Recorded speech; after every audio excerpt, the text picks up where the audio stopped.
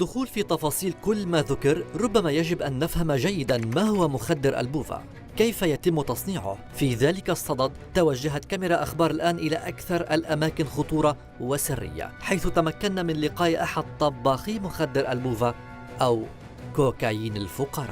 كاين اللي كتجي حجرة، يعني حجرة كتكون مصنعة من الخارج. كاين اللي كتجي غابرة، يعني غابرة مسحوق من الخارج، كطيب هنا بحال اللي شفتو، كتخلط بكربونات الصوديوم والماء، كطيب واحد دقيقة ولا هادي حتى كترجع حجرة، وديك الساعة كتسكن.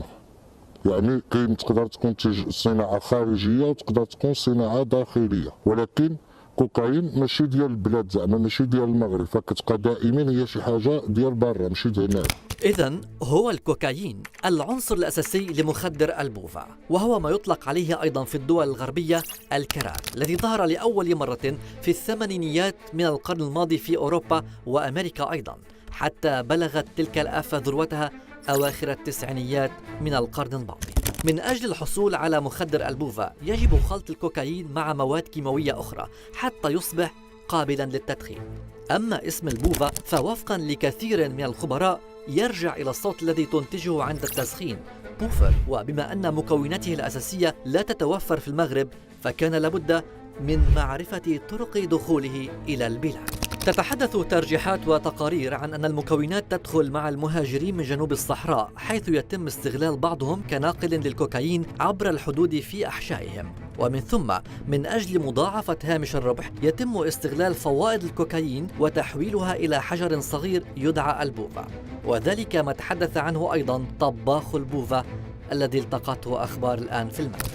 البلدان اللي معروفة كتجي من بوفا، كتجي من أوروبا، كتجي ماشي بوفا كوكايين، كتجي من أوروبا، كتجي من أمريكا اللاتينية، كتجي من جنوب الصحراء، عاد كتحاول بوفا أو كتحاول تما في المختبرات وكتجي محاولة، ولكن الأغلبية كيعدلوها هنا. بالنسبة للتحضير ديال البوفا بحال اللي كنعرفوا على أن هي كتكون حجيرات وكتعدل في مختبر، لكن حنايا هنايا في الشمال الأغلبية كنعملوها بيدنا.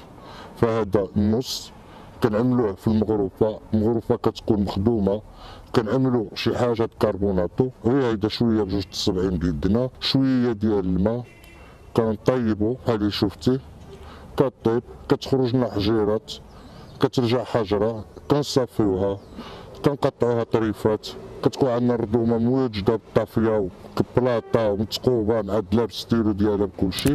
وما أن تصبح جاهزة للاستهلاك تبدأ رحلة كوكايين الفقراء إلى الشوارع والأزقة الأكثر فقرا في كل مدن المغرب، خصوصا الدار البيضاء التي تتحدث فيها الجهات الأمنية أن مخدر البوفا ظهر مؤخرا بشكل كبير، حتى أن ولاية أمن الدار البيضاء تعاملت مع نحو 300 قضية في العامين 2022 و2023، وقد تم توقيف كذلك أكثر من 300 شخص بينهم قاصرون وفتيات. تقارير عديدة تتحدث أن أرباب مخدر البوفا بات من الممكن وصفهم بالقتلة بعدما تمكنوا من تحويل كثير من الأحياء المهمشة والفقيرة إلى سوق لترويج البوفا بأسعار مخفضة، ما يجعله في متناول الجميع، لا سيما الفقراء والشباب. ولأن تأثيره سريع وينتهي في غضون 15 دقيقة، فإن الشباب يبحثون دائما عن جرعات إضافية، ما يفاقم عملية الإدمان لديهم.